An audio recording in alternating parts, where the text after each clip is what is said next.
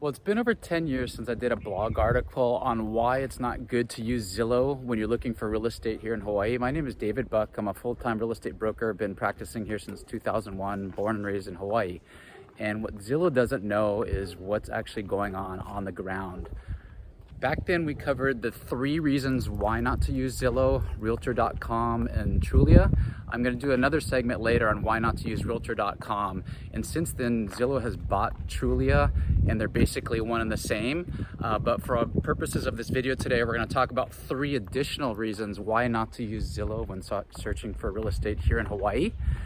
And if you want to stick around to the very end, I'm going to have some great recommendations for you on what to do going forward and why not to continue to use Zillow. Okay, first I'd like to recap the original 3 reasons I wrote about why not to use Zillow.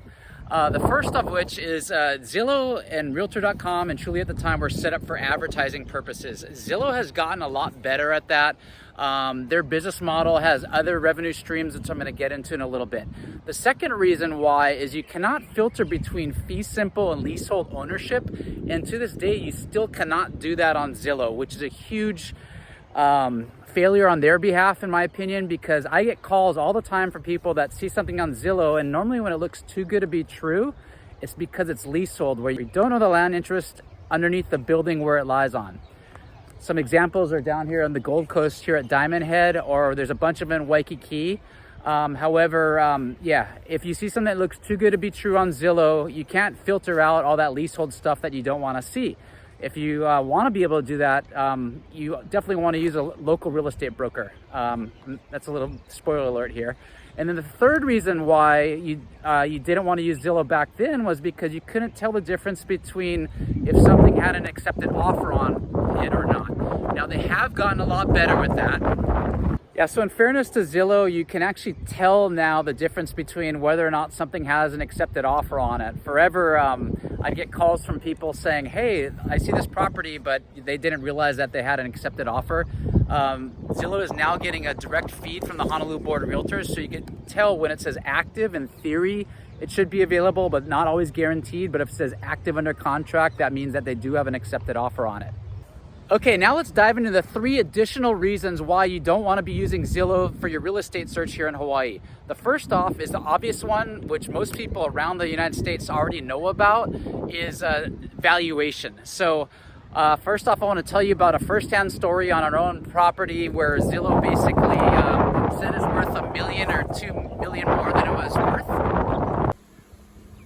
What Zillow failed to notice was, although this is a beautiful view on the same street right around the corner, you can have a view more like this that buyers are willing to pay $1 to $2 million for. That's something that Zillow won't know by being boots on the ground here in Hawaii.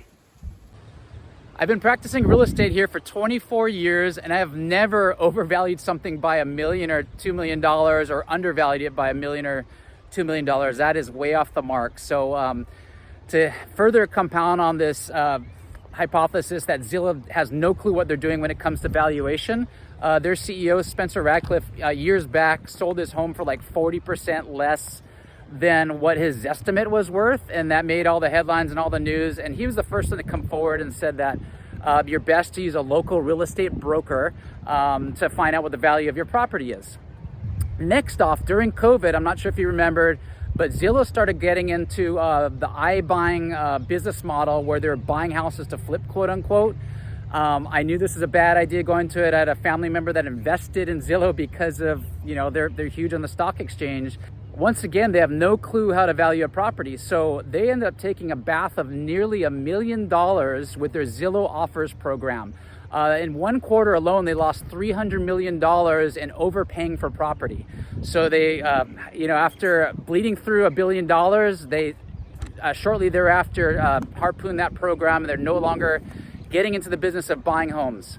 Now, the second reason you don't want to use Zillow when searching for real estate here in Hawaii is, for most people, it's their most valuable asset that they're going to be buying or selling.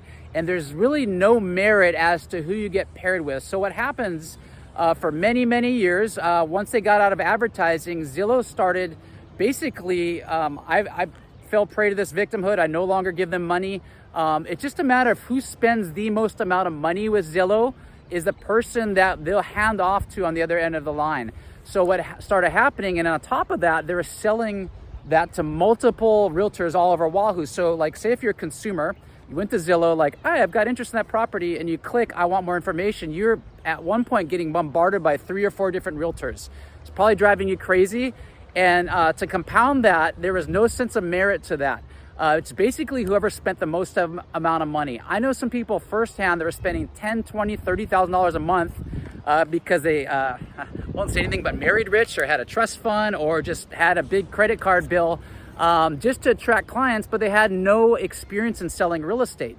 I would think if you're investing your money in your biggest asset, that you want someone with experience that really knows what they're doing. Like I said, I've been in the business 24 years, and I don't think you want to just click on and work with a realtor who has the biggest advertising budget versus someone that actually knows what the heck they're doing.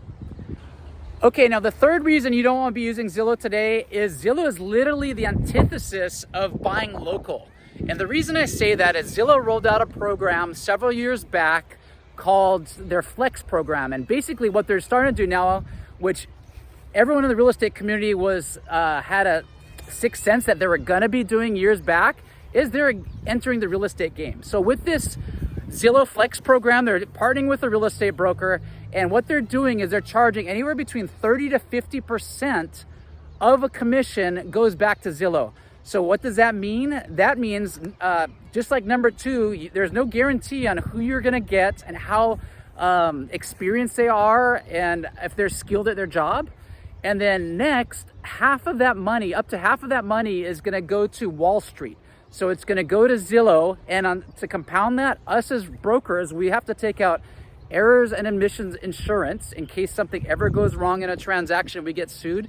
Zillow has no liability in this game.